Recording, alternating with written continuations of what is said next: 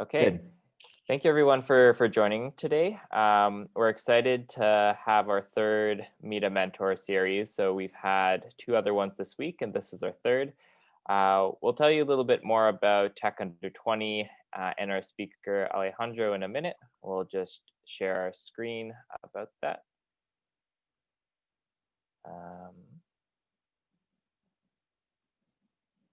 All right.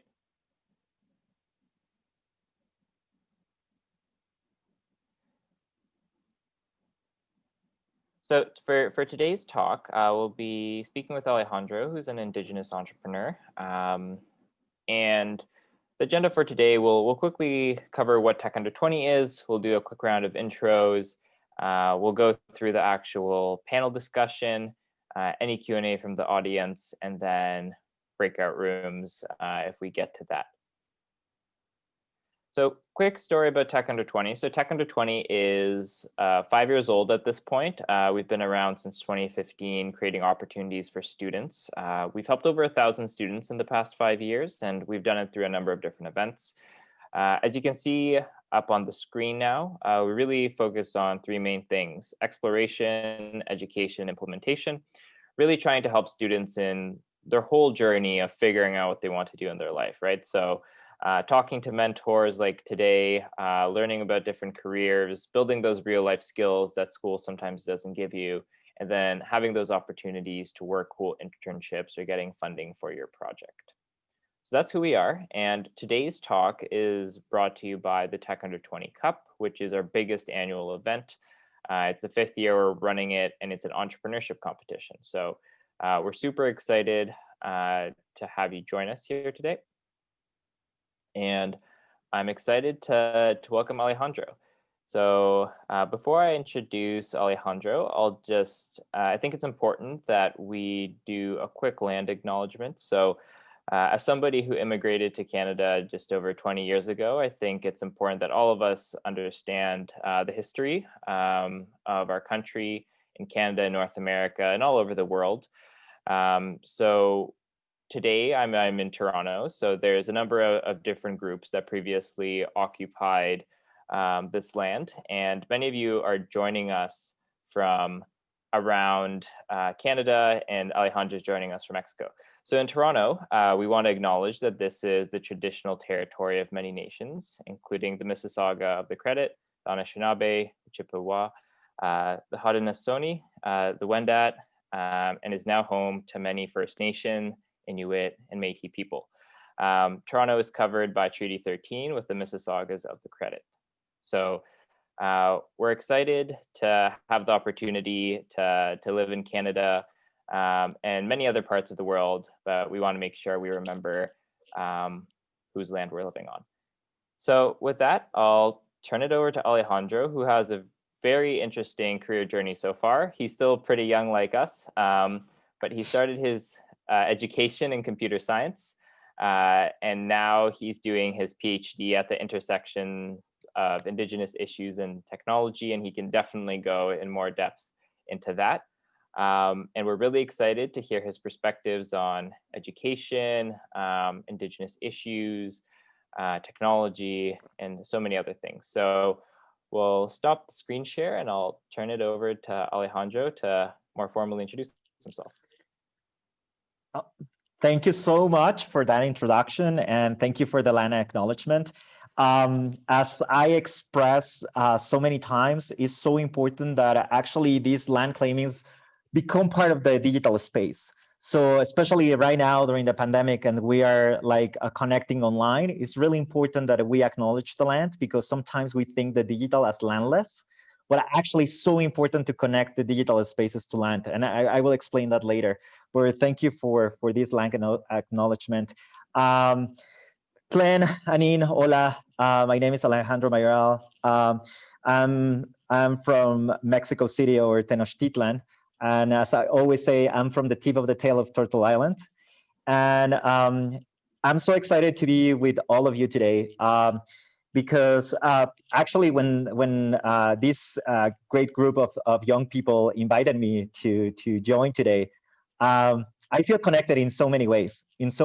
Because I think I have have the privilege, but also I have the experience of trying to find my way and trying to find forms to engage with digital technology and indigeneity, and trying to bring solutions for the youth. So for me here to be today to share a little bit of those experiences, and maybe one of you is going to take some of these experiences in your life journey, and maybe I'm going to save you a little bit of time and you can create something further. So I'm so excited to be here. Right now, I'm the executive director and founder of Indigenous Friends Association. This initiative, we have started creating a mobile application for Indigenous youth in post-secondary educational institutions in 2015 in Toronto.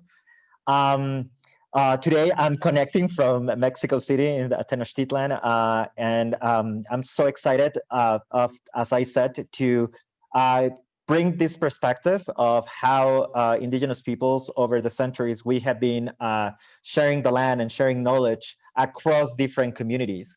And now in digital spaces, now that everything is connected, this is so important because the knowledge of different communities now are being connected through digital spaces. So yes, so I'm so excited today. In 2019, just to let you know, and as part of the journey and this Indigenous journey of sharing the knowledge with others, beside creating the mobile application, we also started a digital program for Indigenous youth. So we are bringing back the knowledge that we acquired 4 years before in order for Indigenous youth to get those skills, those digital skills. But very important how those digital skills, they intersect with indigeneity, how they intersect with traditional knowledge. So this is, I think, a very important point, is how you can engage in the digital, how you can be a coder, how you can be, a digital creator, but at the same time, you can continue being indigenous. You can continue have that identity and being connected to the land and having that, it can be, you can be Ojibwe, you can be Mohawk, you can be whatever identity you have, you can be Cree, you can be Métis, but you can connect this identity to the digital. That is so important. And now with the pandemic, this has been more than obvious. Now is like you can see a lot of examples of indigeneity expressed in the digital and how we can start creating more digital spaces. But I'm going to leave it there so we can start the conversation. Okay, awesome. Thank you for that introduction. So I think to build off of that, can you talk a little bit about your career and sort of your life in general, sort of talking a little bit about maybe your childhood, and then sort of about as a student, what you were interested in to where you are now? Yes, of course. So to start my journey, to be honest, I was in high school. I was very shy. I was always in the computer. I was the video game guy, the nerd that was always video gaming. That was my goal, right? I love all the mathematics, physics, all these, computer science oriented, courses in high school. So for me, it was very clear since the beginning that, it was very clear for me that this was my path, right? Mm-hmm. That computer science was going to be my life. I love programming, and as many others, I was always hoping to code my own video game, right? Mm-hmm. That was my life goal. However, what happened is when I started university, I studied my bachelor's in Mexico City. I started going to different communities outside of the city, rural communities, equivalent of what it would be in Canada reserves. And I started going to these communities, and I started seeing a lot of engagement from the youth. That because the conditions of many of these communities, they didn't have access to a lot of the resources that I was having in the city. So it was very interesting to see, and it was with common sense. I didn't have any, sociology background or social work background. It was just common sense, asking people, like, what is your life journey? What do you want to do with your life? And people were like, well, the only path that I can do is to leave my community and go somewhere else to find a job. And it's going to be a bad job. It's going to be very bad paid. because the education is very limited in these areas. So I started like seeing that because this lack of opportunities, youth were not like trying to get education. They were like really dismotivated. After high school, that was basically for the majority of them, that was it. Like high school is the last chance of education, or the last layer of education. So from there, I started as it was very strange, because in one side of my on my life, I was totally in the computers, and I was totally like coding, and I was in that perspective of video gaming. But at the same time, I was listening to a lot of peers struggling with a lot of the issues of the communities. So for me, it was like, okay, I don't see a connection. I'm talking this in 2009, no, 2007, sorry. So 13 years ago. So there was no connection. And I remember at that time, the cell phones were new in the communities. Not everyone in a community had a cell phone as today. So there was a lot of digital engagement. There was no WhatsApp. Facebook was just starting. Yes, I know Facebook right now is sold. I know that Facebook right now is sold for a lot of you, but at that time Facebook was new, right? Yep. So what happened is I with a lot of other friends, we started being a little bit rebels in the university, because we wanted to do more. And what we decided is to start gathering with people from other programs. Like there were people in business, and there were people in chemistry, and there were people in other fields of engineering. And we were like, okay, what we can do as a group of young, we were 18, 19 years old, what we can do to partner with these youth in the communities to do something together. So we started very naive. We just started like, okay, what we can do, and we know that we have the privilege to be in the city, and we have access to certain things that are, of course, in rural communities is not the same. So with that, we started creating these small projects and partnering with the communities. And at that time, they were not oriented to the digital. Even when I was eager to connect to the digital, it was very important for me. And this was one of my first teachings that I learned from a lot of the elders and knowledge keepers in the community, was to listen first. You need to listen before you talk. So you need to listen first what the community needs to say. Because of course I had a lot of ideas. At that time there were no apps, right? So at that time it was websites. Let's create a website. Let's create those kind of things. And communities were like, no, that's not what we require, or that's not what we need.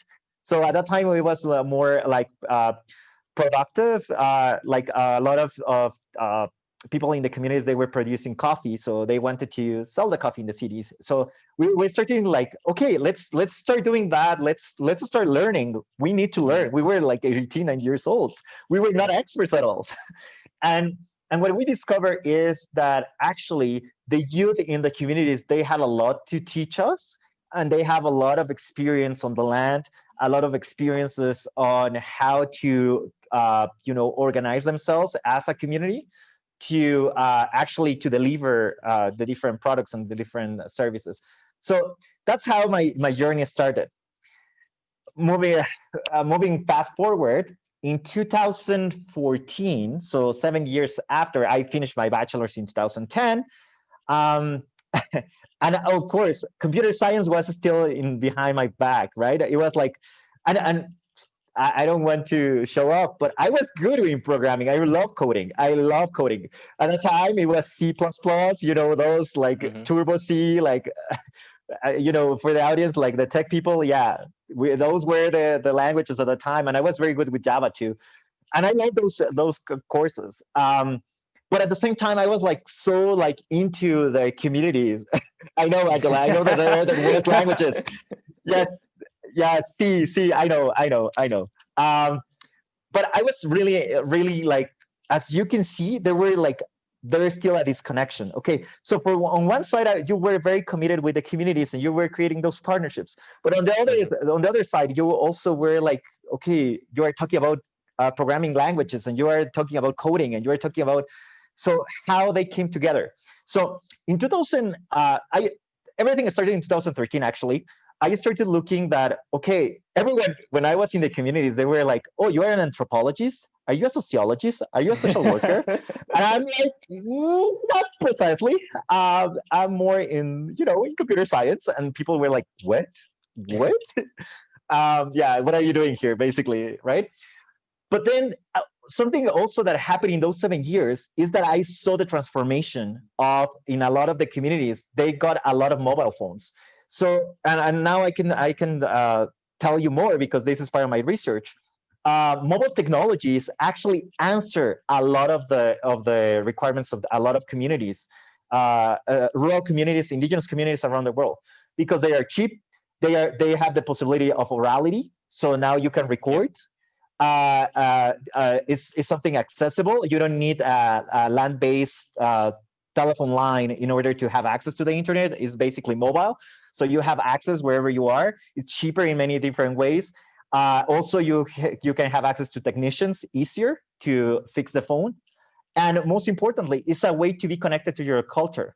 So if you want to speak your language, or if you want to be connected to your culture, well, you use the cell phone to call your mom, to call your family, to call your friends, and speak your language. So the mobile phone responded to a lot of the needs of the communities. So I saw that transition. And then in 2013, everyone was adding me on Facebook.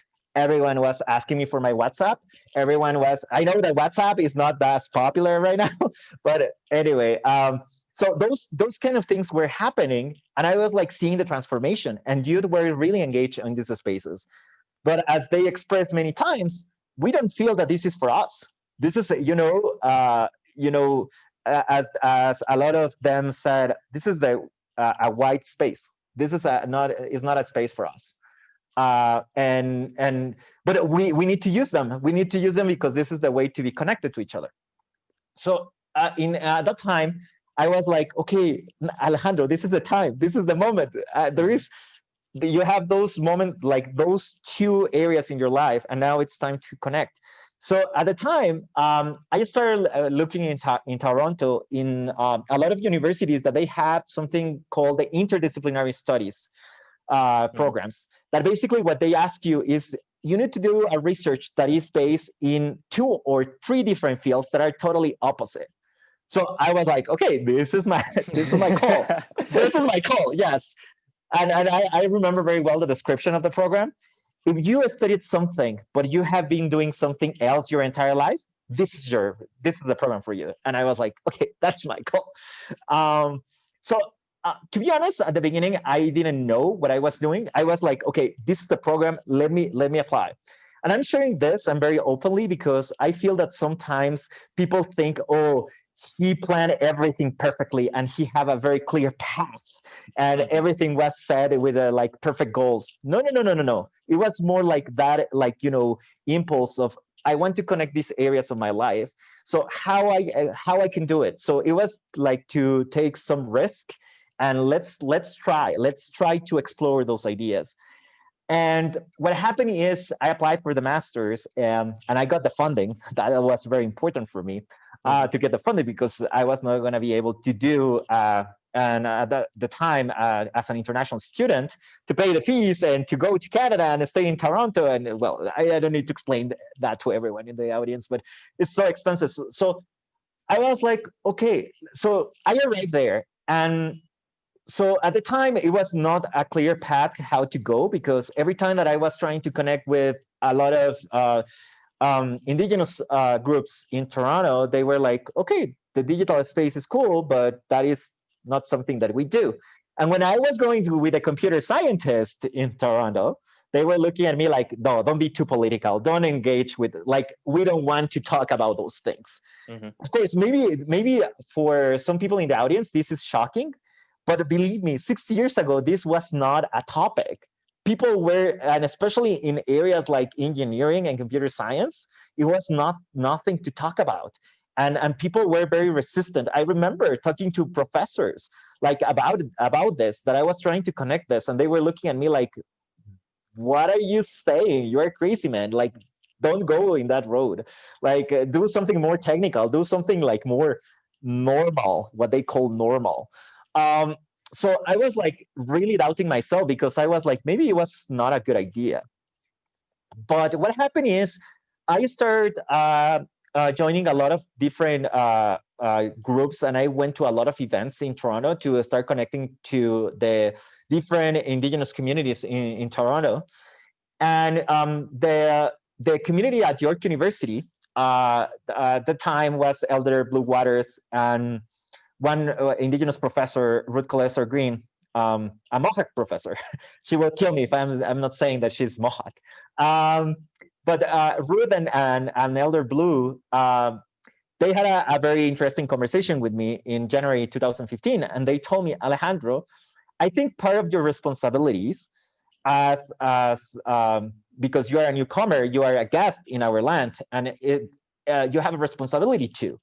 So one thing that you have is you have that bridge. You can connect two different areas that are totally different, and you have the privilege to understand both. You can see both, and you can, go back and forth. So what about if you create a mobile application? And I was, a mobile? When I just finished computer science, there were no mobile apps. Or we're like, those mobile apps in the Sony mobile phones, like those very old. Symbian was like the operating system. Imagine, not Android. I know that for a lot of people, Android and iOS is the operating systems of today, but there was a past. There was a past. There were others, BlackBerry. But anyway, so at the time I was like, okay, this is going to be a very interesting challenge, because it's time to, okay, let's start connecting two things that are totally opposite. And of course, I went to the computer scientist, and they brought me that big manual of software engineering. This is how you create software. This is how you create software, right? You need the user requirements. You need, even more than me, all those like technical requirements and those like various structure forms that you need to fill out to know exactly what the user needs. But then I was going back to the communities, and we were having sharing circles. We were having conversations, and I was like, "This is not matching. This is crazy." So what something that it was very interesting to start seeing, when we started designing the space and designing the mobile app, there was no code at the time. They was just trying to envision what was the app look like. We were talking about, we need to create safe spaces, or at least safer, because they are never going to be totally safe, but at least safer. So when I went back to the communities, they were telling me about the knowledge of the teepees. The teepees, as traditional houses in Turtle Island, especially in the plains, they were commonly used for shelter, right? There are teepees that are for many different purposes. But something that the Elder Blue shared with me is like, that is a safer space for youth. When Indigenous youth go into the teepee, they are feeling safer, because it's like the skirt of a woman. So when you are scared as a kid, you go under the legs of your mom to hold her, yeah, for safety. So that's part of the teachings of the teepee. So you look for safety within the teepee. So something that we came as community is like, what about if we propose to create a mobile app as the teepee ceremony? So we're going to follow the protocols of the teepee ceremony to create software. Poof, like everyone, I blow the mind. Of course, computer scientists, they were like, no, that's not computer science. That's not it. Like, the manual doesn't say that. That is not what we were expecting. You can imagine, and especially because I think you are in the same field, like they were like looking at me like open eye, like, are you serious? And I was like, I'm totally serious. And then it was very interesting to go to also with the elders and knowledge keepers and explain this to them, especially because I'm not from Toronto, so I wanted to be very respectful of the teaching. So I was like, is this okay if we can start like envisioning and creating software in this form. And they were like, what it was very interesting, it was that elders could understand what was a back end, a front end, what was like the different components of this technical being, explaining the ceremony of the TP for the software. So it was a very interesting form of engaging. And also, for me, the key part, regardless of like bringing the two worlds together, is to bring also those teachings and those ethical values of the TP ceremony into the software. So a lot of bringing the ceremony, you also need to bring a lot of the teachings. You need to be respectful. You need to follow the 7 sacred teachings. You need to do a lot of stuff inside the TP. So you need to bring that also to the digital space if you want to use those protocols. So it was really interesting to see the connections. And from there, well, we discovered a new entire world of things that were missing on the connections. So we started with the software, but then we jumped to infrastructure. Like there is a lot of conversations in infrastructures, where you are going to save the data, the hardware, who owns that infrastructure, how you are going to be, we're going to be using the cloud services. You know, as we always call the GAFAM, Google, Amazon, Facebook, Apple, and Microsoft. Those are now the new colonial powers of the world, not just of the indigenous peoples, now of the entire world. They have the control of data of most of us. So are we gonna try to displace ourselves, or how we are gonna engage in a conversation that we can start bringing other type of infrastructures? And of course, the big conversation about data.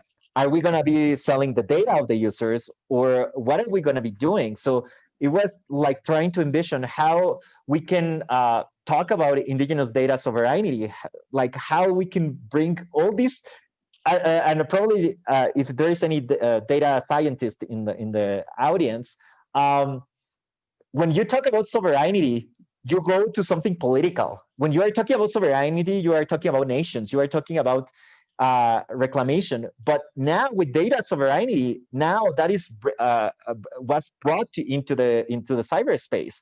How we are not allow other people outside of the communities to take out that data and start using that data for marketing purposes or for other purposes. Right? So there is a lot of conversations that, of course, I can take hours and hours and hours, and I don't want to bore everyone here. But yeah, so that was the journey. And finally, like last year before pandemic, one thing that we discovered is that it was time to start sharing with the community. We need to now, all this knowledge that we got, how we are going to bring it back. So we started with the digital program, creating a lot of programming for indigenous youth to teach them about the learnings, right? So that has been the journey, and I know that I just extend my answer, but what I really wanted to share with the audience, and especially with the youth that are just starting a project, or they are just starting, you know, a dream or an idea or something, is nothing is like 100% plan, and you need to take sometimes some risk. And even if you what I try to express throughout this story is that I didn't know everything at any point, and I don't consider I'm still don't know a lot of things. But it's about taking risk and trying to be creative about how you can bring solutions to life, and how you can bring a lot of your strengths to create those solutions. So yeah, so that's part of the journey, and that's how I ended being here with all of you today. Amazing, very thorough answer. It's like it's a full story. We can make a movie or write a book, or storytelling, and that's yeah, exactly. So many mediums to share your tale. But so had some pre-prepared questions, but okay, let's build off what you talked about, because there's so much to unpack there. Yep.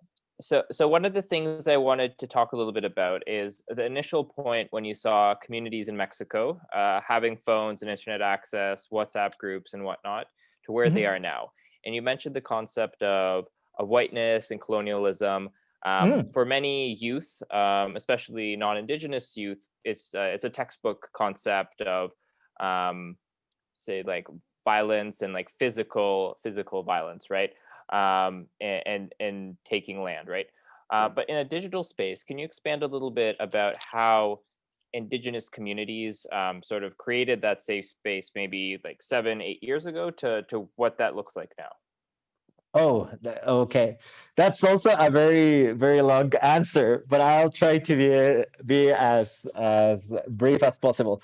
Um, so when you see a lot of the how the digital was created initially, if you go to that history of computers and how all these people in Silicon Valley created like the companies, they had a lot of liberal ideas. So if you go to those initial like thoughts and initial key people in computer science, they have this idea that actually computers were going to solve a lot of problems, that information was going to be shared throughout the world, and that information was going to be um, it was going to help a lot of communities, and it was going to solve a lot of the issues of the time.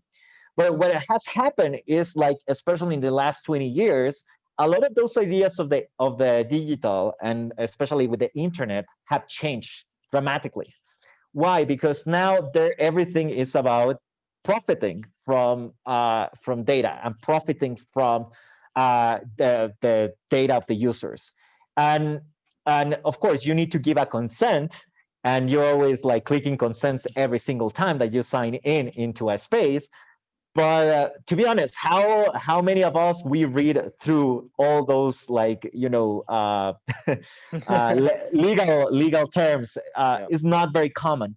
So what is happening is, like, all this data is being extracted. So the idea, and this is an analogy that a lot of activists are saying, like, in the past 500 years ago, when the colonizers came to what is called now the Americas, um, there was this idea that the land was owned by no one. So, like, there was no people here, so we can go and take it. So the same analogy is happening with data.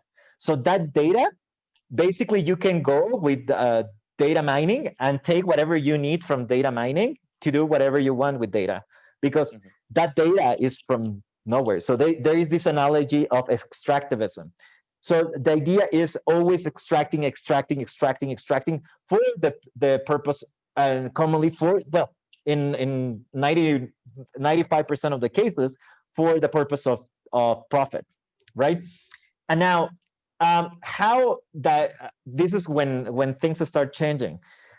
So from this idea of profit, there has been a lot of collectives, not just Indigenous peoples, a lot of marginalized communities, that they have been asking, what about if we go out of those idea of, these transnational companies that are just extracting data? So right now, and there are a lot of local collectives and a lot of grassroots organizations creating their own infrastructure. So basically, with open source software, basically they are installing new types of servers that are not like Amazon servers, but they are also offering certain cloud services. Like, for example, from the top of my mind, ZeroNet. ZeroNet is this decentralized infrastructure that what it is doing is basically trying to be a decentralized way of having different computers around the world that they can create also a cloud service for users. And the idea is to decentralize the power in one company. What is the risk beside ideologies and beside a political point of view? What is the risk of, like, these companies to have all this power? Remember, these companies are not the governments. They are not nations. They are companies. They are private companies. But what is happening is that right now they have so much power, like Facebook, even now TikTok during the pandemic. They have a lot of your data. They know I'm going to give a very precise example. If you go to for the people that still have Facebook, if you go to your Facebook or your Instagram account, and if you go to the settings and you download all the data that they have about you, you're going to be surprised. The last time the amount of data they have, it was gigabytes of just me as a single user. So imagine all the things that you can do with that data. So the problem is when these companies start taking making decisions based on this data, basically no government can do anything because they are private companies, and now they can rule a lot of the world. And now, why I link, and this is really important, why I link this to whiteness, and why and why I'm bringing this to the table, because one thing that, and this is not said by me, there is a lot of different authors that have been talking about this. A lot of these spaces are coded by in Silicon Valley with by commonly 95% males, 95% are white, and of course the idea of safety, the idea of privacy, the idea of is coming from that background. So there has been a lot of examples in social media right now how, for example, the threats that women are and non-binary people are facing in those social media is not the same for men, right? So this is just a very quick example. So it's precisely because the people that are behind coding all this, they have a race and they have a gender too, and those biases are becoming part also of the spaces. So as I said, indigenous peoples we are trying to create those safe spaces in a lot of different forms for precisely trying to get outside of those big companies and creating better spaces. Mm-hmm. For sure.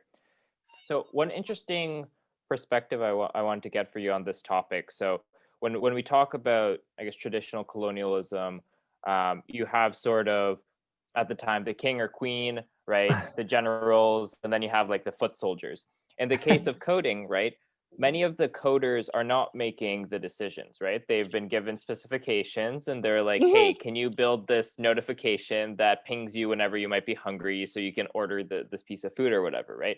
So can you talk a little bit more about that, sort of the difference between decision making at sort of a management level versus at a coding level, and sort of where the responsibilities of each party lie? Oh yes, of course. And I always say that we need to start looking to the CEOs and the top level directors of those companies, because those are making the big decisions. Um, and I think one important aspect, and now with the BLM movement that happened during 2020, a lot of companies, they tried to react hiring just because they think just hiring people of color, like basically that you are fixing the problem.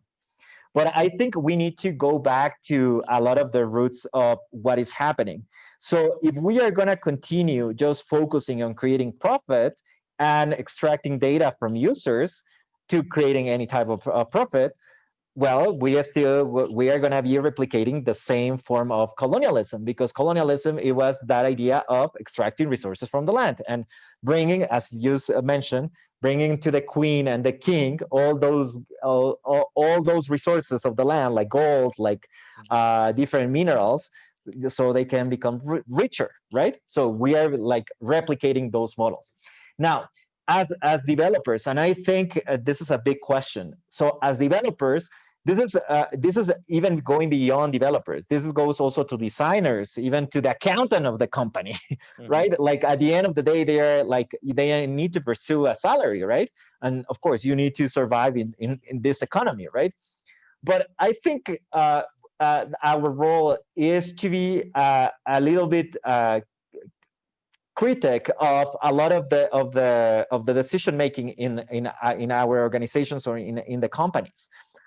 Is not the same that the type of issues that Amazon is doing to extract data that a small startup is doing based in Toronto. And maybe that small startup is a social startup and is trying to, balance the inequity in a specific neighborhood. So I think it's important to be a little bit critical, and I think that is our role, is to be critical and to learn how this is affecting others. Because I think sometimes, and this is also my experience, when I am trying to explain a lot of these issues to other developers, even designers, about the issues that a lot of people are experimenting in the cyberspace, they are like, no, that's not our problem. That's not, I don't have anything to do. I don't have any responsibility about it. And I think we need to be a little more critical. Yes, maybe at the end of the day, you will need to code it because that's the way for you to survive. But I think you need to be critical and to learn about it and learn how the users are being affected on this. And maybe it's like even you can even that you can propose something new, because if not, we are going to continue with replicating these ideas of colonialism. Mm-hmm. Yeah, and I think this goes back to your original point about interdisciplinary studies. There we go. Yes. Is that when we look at sort of the power grab of the startup environment, if anybody has read about it, it's about the winner takes all mentality, right? It's like, I need to scale at all costs. I'm going to grow this team to try to conquer this market, right? And you look back and sort of at history and you say, okay, how does this relate to sort of the power grabs in Africa and the Americas and various other regions, right? So it's very interesting when you look at sort of the dangers of trying to grab power and sort of the consequence that it has on people, right? Because at the end of the day, you're solving problems for people, right? This isn't like, we're not selling these apps to like dogs or anything, like, even though like we might eventually, right? So because we're focused on people, it has to be a human driven solution. Pivoting the conversation a little bit away to, I guess, to voice, right? So voice is a massive growing industry now. And what's interesting is that when computers started, voice wasn't really an option. You had like punch cards and you had tubes for semiconductors and whatnot. But now voice is becoming ubiquitous. So can you talk a little bit about sort of oral traditions within various indigenous groups and sort of how voice is changing sort of the interaction between groups and technology? Oh, yes. This is a very interesting point. In the 90s, there were a lot of indigenous scholars and indigenous activists that they claim in a lot of forums and in a lot of different academic articles that cyberspace was not for indigenous peoples.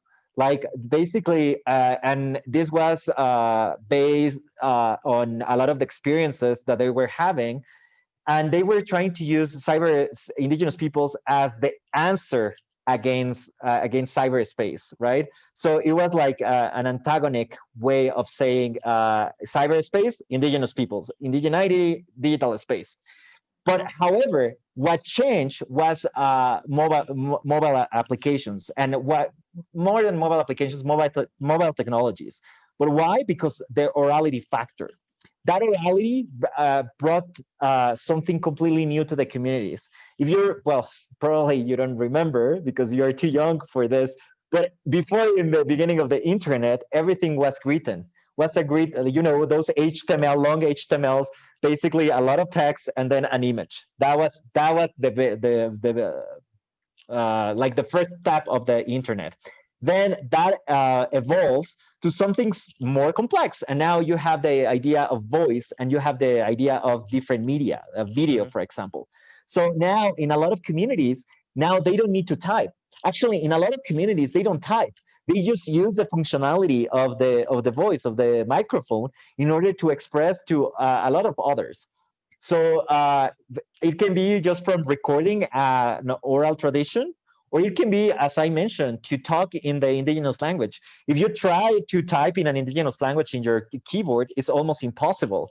So it's, you need to do it one by one. You don't have that like hint on top of the keyboard, so you take so long to write. So it's not something useful, right? And sometimes between different communities, they have different ways to write the same language. So a way to address that was basically voice. Um, and I want to share with the audience and a very interesting experience that I have in 2016. As part of my master's, I had the opportunity to work with a professor that was doing work in Peru, in the Peruvian Amazon. So as part of the research, we needed to travel to the Peruvian Amazon to the Eseja communities. Eseja communities is a nation in Peru of indigenous peoples that live in the Amazon. 25 years ago, they were totally uncontacted. They were totally isolated in the Amazon. But 25 years ago, they became connected because different reasons. And in order to get to these communities, you need to go up the river 3 hours. So there is no like, any highway or any path to go. The only way is boat, in the river and taking a boat. Taking that boat and going 3 hours on the Amazon, we get to these communities totally isolated. But in the middle of the communities, everyone had a cell phone and everyone was playing music and using the I think it was Lady Gaga song. And I was so amazed that like in the middle of the Amazon, there was no electricity. Everything, the electricity there is with pumps, like those gas generators that basically you need to put gas every time that you need electricity. But they were having cell phones and they were using, even though there was no signal, the mobile phone also gives you access to the offline services or the offline features of the phone. So you can start recording, you can start using the all the media in the phone. So it was like the communities were totally engaged. It was not something new. It was something very natural for them.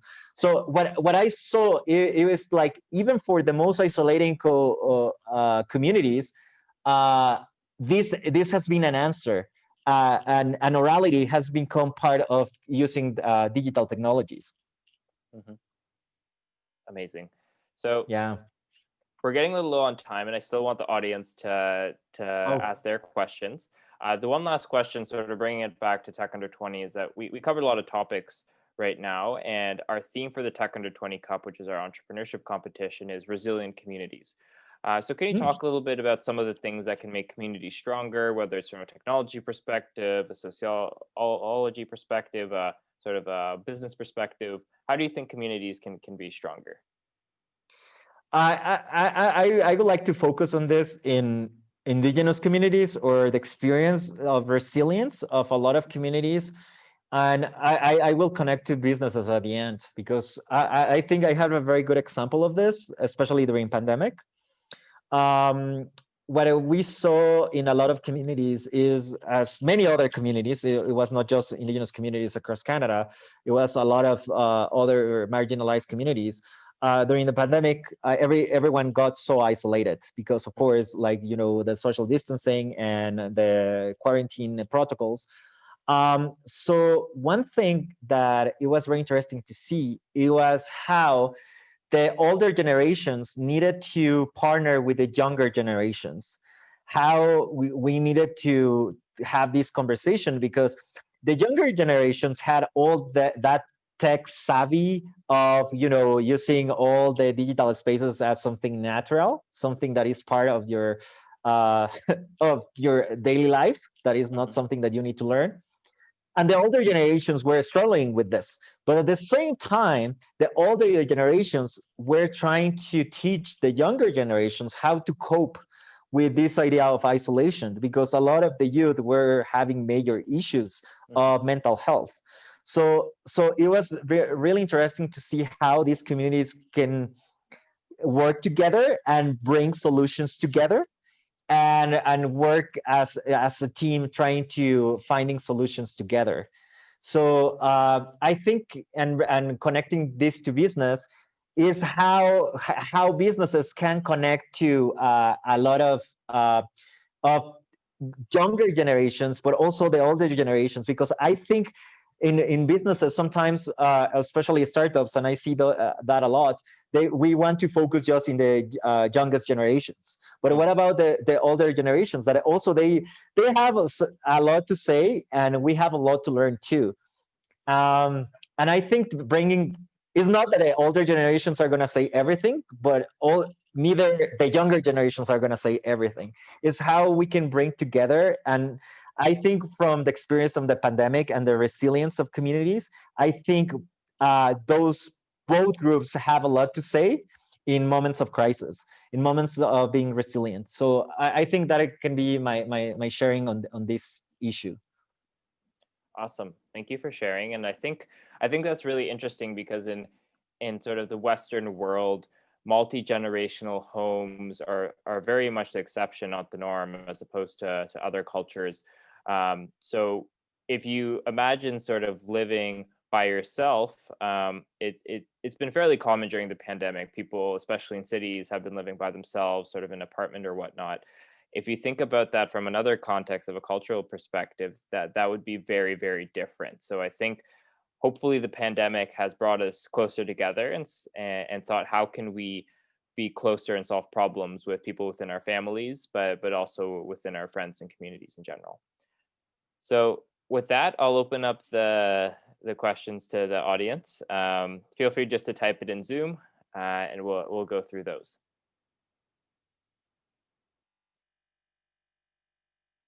All right, Arig asked a question. Even after all these years, you still love programming. Why is that? Do you think Indigenous people around the world are active in technology and programming as well, or is it discouraged in different communities? What's the most impressive technology solution you have? And do you have many Indigenous friends in technology? So lots of questions from Arig. Just give us your stream of consciousness for that. Okay. Let me know if I'm missing any points. But I think, and I have this discussion a lot with a lot of peers. I think sometimes, I don't know, how do you feel about this? Because I know that you do coding for life too. Sometimes when we learn coding, sometimes it's very aggressive and very oriented to results. So basically it's working or not working, and you need to do it in 1 hour. And if basically the exam is like, if you don't program this in half an hour, you fail basically the course. So this is very discouraging for a lot of communities that are experimenting a lot of issues. Like basically, I don't know for a lot of you folks, but like learning coding in that form is violent for a lot of people. And especially because a lot of Indigenous youth, we don't have the opportunity to have all those learnings from a very young age. So sometimes having those conversations at the university level, it's very discouraging and dismotivating for a lot of us. So it's basically, I'm entering a very, very violent form of learning. So one thing that and we encourage a lot in our educational program is how, if we start teaching programming differently, if we start, instead of focusing in you need to code a lot and you just have half an hour, what about if I give you a little more of freedom? And what about if I start explaining how to code, instead of giving you that big book of Java that is like a bunch of just lines that don't make sense, in a more visual form, that connects to your culture. So we were talking, for example, how you can learn the basic logic of coding, like if, else, and loops with bidding. So like bidding is part of a lot of Indigenous cultures in Turtle Island. So how with bidding you can learn coding. So it's really interesting to see the reactions of a lot of our peers, because of course it's like, that makes sense for me. That is like, oh yes, I can see and I can connect to that. It's something that I know is part of my culture, and now, oh, that is also programming. So that's my first part. The second part is how many I'm seeing. I don't see a lot. Sadly, I don't see a lot of Indigenous youth engaging in coding specifically. I see a lot of Indigenous peers in design, in digital design. So is how they connect the art and how they connect a lot of the visual parts of the culture with the digital, and they start creating a lot of different materials. But in coding, because what I mentioned, and one important factor, and this is also my experience because I have teach a lot of times coding, when you don't link that experience of coding to something meaningful to the community, So if I don't know your experience coding, but I remember when I was learning C, for example, you have these example programs of create a triangle, with different axes. Okay, yes, I get it. That's part to get the logic. However, how that becomes something meaningful for the community, if it doesn't end in something meaningful, in something that is practical and tangible for the community, like it doesn't make sense to learn it. And especially when you have all these variables around you, why I'm gonna be putting a lot of my time and effort how to code a triangle that I'm not gonna be using. Yep. Yep. And of course, when I am going, I have a lot of also colleagues that are in computer science. Of course, all my peers in the bachelor. Every time that I have this conversation, of course, they are like, no, like that's the base of computer science. Someone in the chat put to inverse the binary tree. Yes, a typical example. You need to inverse the binary tree. Okay, how that is meaningful for the community at the end of the day. Yep. Yes, and I think that's a very important factor. So what I see right now is now, and not just in Canada, there is a lot of examples in Aotearoa, New Zealand. There is a lot of examples in Australia. There is examples in the US. Also, and not because I'm in Mexico, but also a lot of different communities in Mexico. What they are doing is they are basically breaking the rules, and they are like, we need to start from scratch and start teaching coding in a different way, in a way that makes sense for the community, and putting a purpose to that coding. So if you are going to learn how to create a triangle, I need to connect that triangle to something that is meaningful for the community. If that triangle doesn't have a meaning, don't do it. You need to find another figure, or you need to find another example. And of course, this also puts a lot of responsibility on the person sharing the knowledge, or of the professors, right? Um, and finally, also what I see a lot in the industry, and even in the different post-secondary educational institutions, is as computer scientists and as coders, sometimes we are very hesitant to share. Like, we want to have the power. I'm not going to teach you how to code well because you are going to steal my job, right? So yes, I'm going to like guide you. And even the professors sometimes are very like, they don't want to share their knowledge. They are like, oh, I'm just going to teach you a little bit, or I'm going to give you 2 lines and that's it. Well, that's not a teaching from an indigenous way, right? So no, if I'm going to teach something, is because I want that person to thrive, and I want that person to use it in a meaningful way. So I'm not going to hold any knowledge just because that person is going to steal my job, right? So I think this is also from the industry perspective, that sometimes coders, we are very like hesitant to share or trying to guide someone that is just starting. So someone that has like 20 years of experience in coding, it's not common that that person is willing to, yes, I'm going to teach you how to get here. It's like, no, struggle the same. And even like sometimes examples they put is they are so complicated that they just want to overwhelm people. So of course, this discourages a lot of indigenous peers. I can tell you that there are several examples. There are a lot of mobile apps around the world around indigenous languages that basically a lot of indigenous peers, they are trying to like preserve the language in mobile apps. So people can learn the language in a mobile app. There are a lot of different communities that basically there is a lot of data of their cultures that they are owned by museums, libraries, archives from someone external from the community. So what they are doing is trying to bring back to the communities and like, put it in a website or put it in a repository that is available for the public. So there are several examples. Mukurtu is one example. You have in New Zealand, you have Kinantanga. I can share the links after the meeting. There are several examples of these different projects that are trying to break the rules, as I always say. Amazing.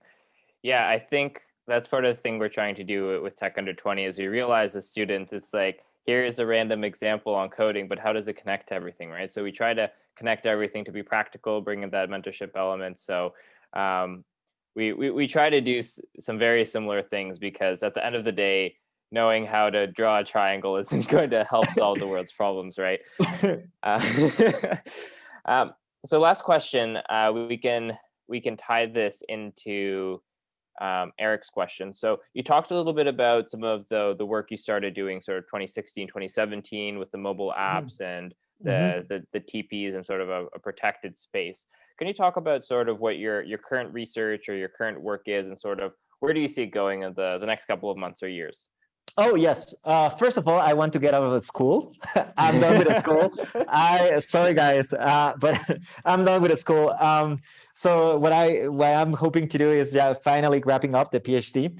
The PhD is a process because I think no, I don't want to become like the typical academic and start using this jargon of a lot of academic terms.